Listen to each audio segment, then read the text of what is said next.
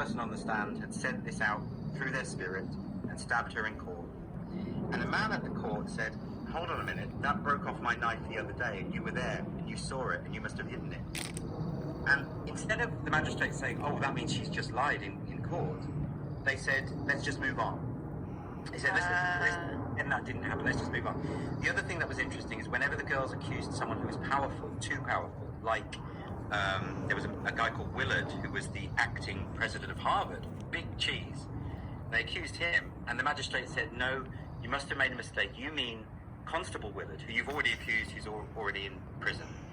And so they would effectively say, yeah, we can't do that. So, well, there was a brilliant when the girls went to Andover, they started spreading out, they got popular, they went on tour. And they went from Salem to Andover. And in Andover, they accused a really powerful local dignitary. And he said, okay, you're going to accuse me of being in league with the devil, I'm going to sue you. And he issued a writ for defamation. And they straight away backed off.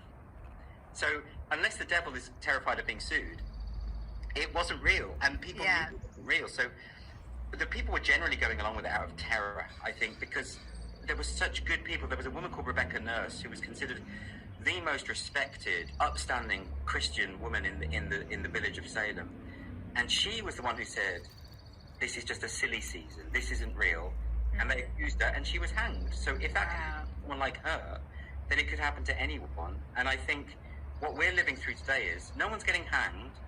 But cancel culture does mean you can have your life destroyed, your career ruined, your friendships destroyed, your reputation obliterated. The stakes are not trivial. And I think people just want an easy life. So they'll say, okay, all these activists are screaming that we are institutionally transphobic and racist. So let's get Robin DiAngelo in. Let's get a drag queen in to talk to us about gender identity. And then we've ticked that box and we're safe and we can get on with life. And I think you and I have discussed this before, but it's a lot of it to do with fear. These are scary people. They're really frightening, right? The way they go on online, the way they dogpile and lie about people is insane, This podcast has been one that has had many of the canceled on. It's a little bit of the island of misfit toys, and there was a New York Times article where it's like all the people who are canceled, they're all hanging out, and I don't know if we're all hanging out, but I've definitely had many of them on the podcast, and they're always some of the most disturbing interviews that I do. Like, I recently had Ariel Pink on, and he's a crazy